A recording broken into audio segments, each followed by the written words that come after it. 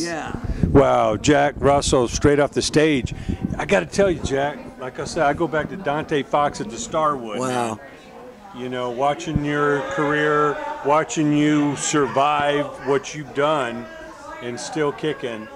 I got to ask you, there's no question the feedback from the audience, people singing your songs, got to be the ultimate high.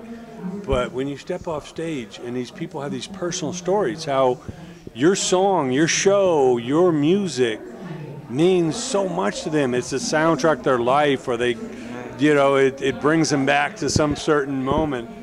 How does that feel?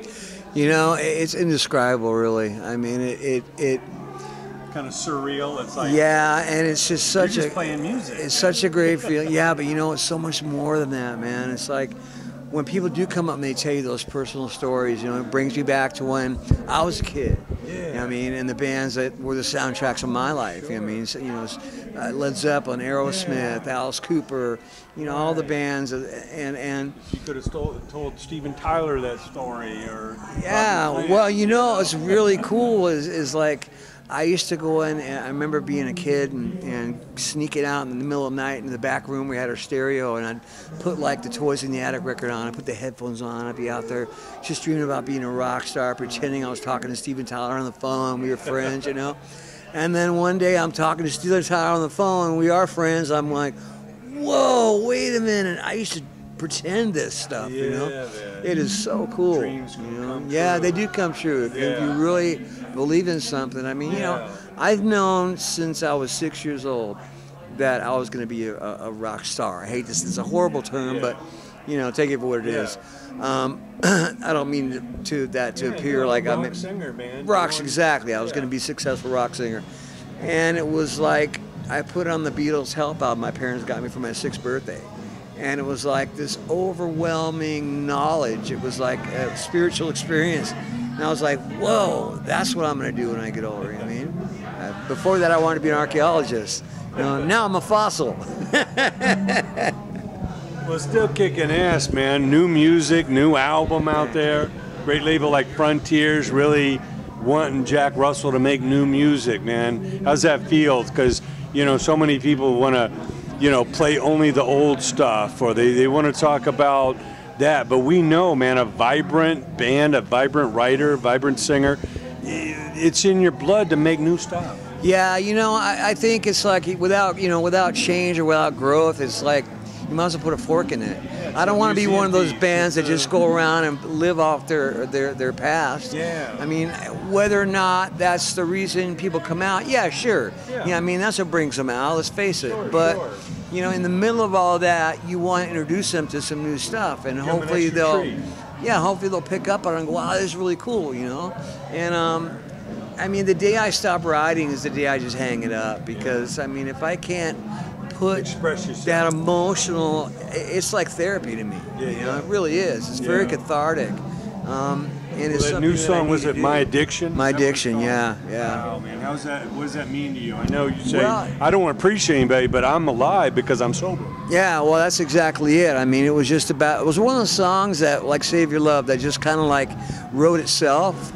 Like, you know, the music was there, and I listened to it, and I was like, wow, finished. It was that quick, like literally 10 minutes. And you know, some songs are like that. Some songs take weeks, you know, to figure out. Like Rock Me is one of those songs where it took me like 2 weeks just to figure out the melody. I'm going, what am I going to sing to this? Blah, blah, blah, blah. I'm like, whoa, whoa, whoa. You know? And I finally, oh, babe, you don't have to go. Sometimes it comes fast. Sometimes it's a pain. Thank you, darling. But either way, man, you know when it's right. You know when it's there. Yeah. You know, making music is such a privilege. You know what I mean? To have people come out and, you know, spend money, let alone take time out of their lives to come out and experience what you've made. You know, I mean, what we've created is such an honor. You know, I mean, it really is. It's a blessing, and it's you know, it's a gift from God. I think it's just my opinion. You know? It really is. I remember the first time, like I say, I saw you on the Starwood stage. I had no idea who Dante Fox or Jack Russell or Mark Kendall was. I had no idea. But this many years later, being able to sit here and congratulate you on the new music, seeing that crowd, seeing me barely even be able to get you back here because everyone wants to stop, tell you a story, get a photo, have you signed. No, man, that's what we love, man. I'm more than patient because I know what it means to them and I know what it means to you. But I knew right then when I saw you, I said, who the hell are these guys? And I kind of put that in my mental Rolodex, and then I started hearing the KMETs and the KLOSs, and, Right. you know, Base the Day and all that coming out, man. And it was so exciting to see the those were great days. I mean, those, to me, it was like, it's the journey, not the destination. Oh, yeah. You know what I mean? It's all about the journey. Going into Tower Records on Sunset and seeing a record for the first time. Man, yeah, dude. I mean, hearing myself on the radio for the first time was like unbelievable. I mean, it was just like, and I still get that feeling. It's still a rush. You're like, Again, wow, it's how surreal. cool. Out It's of how many Am I millions dreaming or is this really happening? want to be that when they're young? Something happens. They never get there. Or they never get the break. I mean, there's so many people that are so much more talented than me. You know what I mean? That'll never, you know what I mean? And there's a lot of people that are a lot less talented than me that are, you know, who have billions of dollars. And you're going like, it's just one of those things. You know what I mean? Yeah, you can never predict it. You can't force it. People No. like what they like. Yeah. You know. Yeah. But what an amazing era. MTV explodes, and now this video you shoot is like in everybody's bedrooms and living rooms. Oh, I know. You know, I never thought in my life that I would ever see a day where there wasn't a record store somewhere. Yeah. It's like, what? There's no records? What do you mean? You know? Yeah. That's like there's no conversation. Right. You know? No, we got groceries, we got gas, we've got to have a record store. Yeah. You know, it was such a. The '80s were so great, but it was the beginning of the end. You know what I mean? And I saw it. People go, when the MTV first came out, what was the first song they played? Video Killed the Radio Star. You know, and I knew, that wasn't an accident. You know, and I go, yeah, this will be great for a while, but they can't keep playing just videos without commercials. And I go, watch, this will be great for us for a while, but it's gonna pull the rug out from all of us. And everybody's going, oh, you're crazy, man. I go, no, I'm not. And sure enough, boom, pretty soon it wasn't about music at all. It was just, you know, what was that, the Real World and this and that. It was Figured like, they could I used sell to more call commercials it on Imps Jersey TV. Shore. Oh yeah, exactly. You know. You know? You So, just got to take a back seat. Of course. But no, what a killer band. Tony Montana in the band. I know. Now- It's so cool to have him playing guitar because man, the guy's a great guitar. I told my guy, the photographer, I said, you got to get the bass player, man. He goes back, you know, with Jack. And then I looked and I said, oh, no, it's not the bass player. He's the guitarist. Yeah. Well, he used to be. And then you got the young hotshot out there, man. And the other guitarist is kicking in. Where'd you find him? He was actually a friend of the original bass player who I met through my old drummer, Derek Pontier, who was a guy that was in Great White for a while with us. And we met through him, and you know, he's been with me ever since. It was actually 6 years ago, I think it was yesterday. Yeah. Yeah, it was 6 years. Wow. You know, he's just incredible. But as far as the young guy, he's 2 years younger than me. Is that right? Well, that's it. You know, age is just a number on a driver's license. Exactly. What you feel exactly. inside. I mean, he's great. He's amazing He has guitarist. that energy. Great I see him out songwriter. there. You know, we You work just really tell well he's loving together. it. Oh yeah. He's blessed to be there with you, playing these songs. Yeah, he's being a really, fan. really loyal cat. you Yeah, know? yeah. And not to bring up the past, but I know I read recently somewhere, it's like you said you would just like to talk to Mark Kendall. Just let him know, dude, we went through so much together. You know, I know what's past is past, and we got our separate bands and stuff out there, but just like to open that bridge to just say, hey, you know, I appreciate what we did together. Absolutely. You know, I mean, it's like a lot of that comes. We're doing an album called Once Bitten Acoustical Bites, and what it is, it's the Once Bitten album recorded acoustically. Okay. So, you know, while we're recording this thing, I'm sitting there doing these songs, and I'm going, God, man, you me and Mark, and the other guys, you know what I mean? We were the ones that accomplished all this, and it really brought me back, and it kind of humbled me a lot, It's like, this isn't just about me. This is about, a group of guys, mostly Mark and myself and Michael Lardy, and who put together a really great record, and then subsequently, some great stuff later too, and I have to give them credit. If it wasn't for that particular dynamic of Mark and myself, this band never would have been anything. It was Mark and I from the beginning, and I wish him well, and I miss the guy. I'll always have love for him, no matter what. I mean, coming from a little garage band in Southern California to do what you guys did, I mean, there's a kindred spirit there. There's part of that brotherhood that'll never leave. Sure. I don't know what he feels like, and I'm not. It doesn't keep me up at night. But I'm at a point right now where I've made peace with the situation. I acknowledge that it was my fault. Because I was fucked up, man. I was like, I would have fired me. Right. I wouldn't want to play with me either. You know what I mean? So I get it. But I'm sure he wishes you well too. I hope so. I hope so. I imagine, again, especially on this Christmas. I hope you've got a guy stand next to him singing your songs. So. Yeah. Well, and there's that. Yeah. Wow. So you're doing the acoustic record. Yeah. And you won for Twice Shy and for Hooked as well. Okay. And I think, who knows, maybe Psycho City. It's just fun to play it in that arena. Strip it down. And, I love it.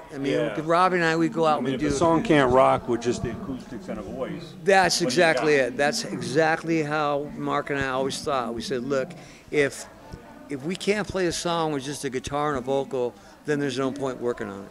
Yeah. If it doesn't stand up on its own, right?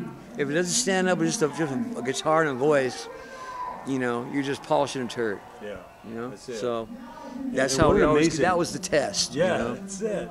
And what an amazing close, man! From Rock Me into Immigrant Song, into Once Bitten.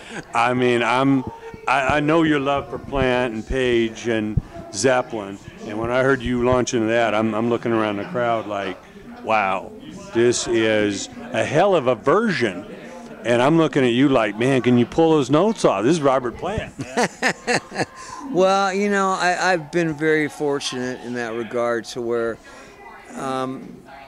his voice is very similar in timbre. Mm-hmm. So it's always been relatively easy for me to cop. Stretch. No, not at all. I mean, we did an album called Great Zeppelin. Yeah. I don't know if you've ever heard it or not. Yeah, and I mean, it was so fucking close that it fooled me a couple times. I mean, literally, I went into the studio and I'm listening to Michael and I'm going, "Oh, you're A-B'ing it to the song remains the same." He goes, "No, Jack, that's you singing." I'm like, holy shit. That was just a weird, creepy feeling when you think it's somebody else singing, it's your voice. You're like, wow. So, that's amazing. Yeah, that's pretty cool. What a legacy. And you got to respect somebody like Robert Plant, who just said, hey, what was past was past. When John Bonham died, that was the end of it. No money in the world is going to get me back on that stage, So what a legacy to be able to do one of those songs justice. That was killer. Thank you, my brother. I appreciate it, man. That was awesome. And then to have Jeff Peelson and Keith at everybody come join you for the chorus, I could tell you were having a ball, man. Oh, yeah. Jeff has always been, I've always been a big fan of his. Yeah. He's a great player. He's a great singer. Oh, yeah. The guy's got a hell of a voice. I mean, one night he was up at the Whiskey. They were doing some benefit show, and I was sitting in the front row watching the band play, and he comes out and he plays a Hey Bulldog, right? And he's singing it, and I'm going, wow. So when I did my first solo album, I recorded that song because of the way he sang it that night. That's how good he was. It inspired me to do it. Yeah. He's a great guy. He's really a great musician. You can just tell people that got it. They're just musicality is in their DNA. Yeah. And what an amazing thing. So now, who's producing the acoustic stuff? Robbie is. Okay. Yeah, Robbie and I, you know, for the most part, I'm letting him do his thing, you know what I mean? And if I don't like something, I'll, you know, hey, we can change that. But Yeah. for the most part, he's doing a really, really great job, and I'm happy with it. He's putting a lot of his own trip on it, and it's nice to hear songs that you wrote kind of transform a little bit. I don't want to pull it so far from the original that it's like it's not recognizable. I mean, these songs sound, you know, I want pretty much note for note, just a little different. You know? Yeah. I mean, a little flavoring on it. Yeah, I mean, there's songs I thought would never try. I'm going like, how are we gonna make Fast Road to Nowhere? Now there's double bass song into an acoustic song. I'm going, how is this gonna translate? But it worked out. I mean, some of the songs I thought would never in a million years work acoustically, they came out sounding amazing. Yeah. So, you know, it goes back to what we were just talking about. If it doesn't hold up with a guitar and a voice, not worth working on it. So it's nice to hear these songs in that venue, you know. Well, we can't wait to hear those, and I guess that's going to give you a little more time to continue to write for the next studio album. Yeah. Right now, me and Robbie were just talking about getting together next week and just have a little writing session and kind of feel things out and see where we're at. You know, I don't know, I never try to preconceive what a record's going to be. I mean, because every time I try to do that, it never works anyway. Yeah. I mean, a record is basically, in my opinion, a snapshot of where the writer's at emotionally at that moment in time. You know, like if you look at every record I've done, all the lyrics I've written, you can pretty much see where I was at emotionally. It's like, wow, he was in a really bad space on this album, or you know, he was happy as shit, or he was melancholy. You can kind of see, or he was butt fucking nuts. You know, I mean, it really is. So I mean, with that in mind, if you listen to other people's music, you can kind of go like, wow, you know, wonder what he was thinking during this time. You know, you kind of see where people are at. Yeah. Well, I know as you continue to move this forward, there's a lot of young kids that are growing up in their rooms, and I know the world's changed. I know the industry's changed, but they still have a dream in their heart that they want to rock, that they want to hit that stage, they want to see that crowd go crazy. What can you instill in them? What's a good tip you can give to them as far as, you know, bringing what's inside their heart and soul out? Well, I mean, the first thing I would try to say is just try to be as transparent as you can, you know. Be real. Don't write about, you know, stuff you haven't experienced, you know what I mean? Write about your experiences. I mean, even if you're really young, you've had experiences, you know what I mean?